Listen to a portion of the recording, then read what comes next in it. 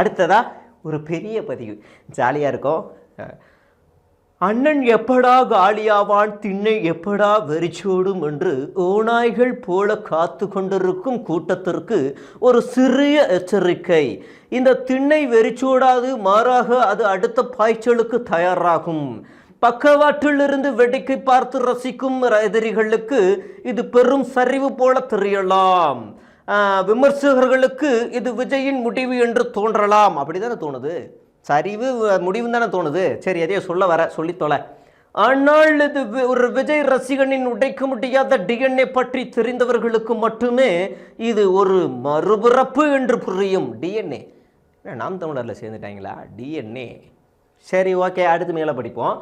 நாங்கள் விஜயை உணர்வாக பார்க்கிறோம். அவரை அரியணையில் ஏற்றியது அழகு பார்ப்பது நாங்கள்தான். ஆனால் அவரை விமர்சிக்கும் உரிமையும் எங்களுக்கு மட்டுமே உண்டு என்கின்ற உரிமையும் வெளிப்பாடு மட்டுமே இது. அப்படின்னா அந்த ஆளை மேலே ஏற்றி அழகு பார்க்குற நாங்கள் தான். தேவைப்பட்டால் கீழே இறக்கி கப்பு சொல்லி இறக்கி டமுக்கு டிமுக்கு டம்மா டிமால்னு குத்துவோம் அப்படின்னு அவன் வந்து சொல்கிறான். நல்லதுதான்டா, நீயே குத்து, நாங்கள் ஓரமாக நின்று அப்படி சிரிக்கிறோம். நீயே அடி, கொமட்டில் வை, கமட்டில் வை, டமக்கில் வை, எதில் வேணாலும் வை, நாங்கள் வேடிக்கை மட்டும் பார்க்குறோம், நாங்கள் அதில் தலையிடவே மாட்டோம். மிஸ்டர், அவன் பேர் ஐடி மட்டும் சொல்ல மறந்துட்டேன், விசில் ப்ளோவர், அவனுக்கு நான் வந்து தலையிடவே மாட்டோம். நீயே அடிமா ராஜா, கூட சேர்ந்து புஷியானது காதில் இப்படி அடி, டமாக்குன்னு அடி, அப்போ தான் இன்னு வரந்தாள். அப்படிலாம் நீ அடித்தா எங்களுக்கு நல்லது தான்.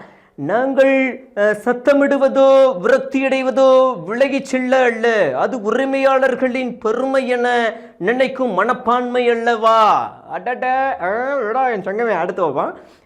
எங்களவர்கள் சண்டையிடுவது அவர் மீதான அக்கறையில், நாங்கள் கொதிப்பது அவர் இன்னும் உயரத்தில் இருக்க வேண்டும் என்பதில். ஓ, அந்த ஆள் உயரத்தில் இருக்கணும் தான் இவங்க கொதிக்கிறாங்களாம். உயரத்தில் இருக்கணும் உயரத்தில் இருந்துட்டு போட்டோம், உயரத்தில் இருந்துக்க.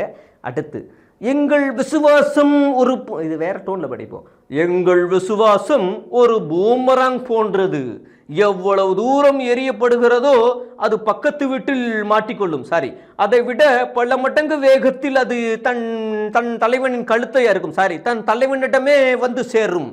அது மனசில் இருக்கிற வந்துடுது, மன்னித்து விடுங்கள். அவரின் பிம்பத்தை மட்டுமல்ல, அவரை மயிரை கூட நாங்கள் இருக்கும் வரை பிடுங்க முடியாது. ஒருவேளை சலூன் கட்டைக்கு போனால் என்னடா பண்ணுவீங்க? அவர் சலூன் கட்டைக்கு போனால் என்ன பண்ணுவீங்க? ஏர் பிளான்டேஷன் பண்ணிட்டாரடா, அப்போ என்னடா பிடுங்க? அது மாதிரி கேட்க தோணுகிறது வேண்டாம் என்று நான் பொறுமையாக இருக்கிறேன்.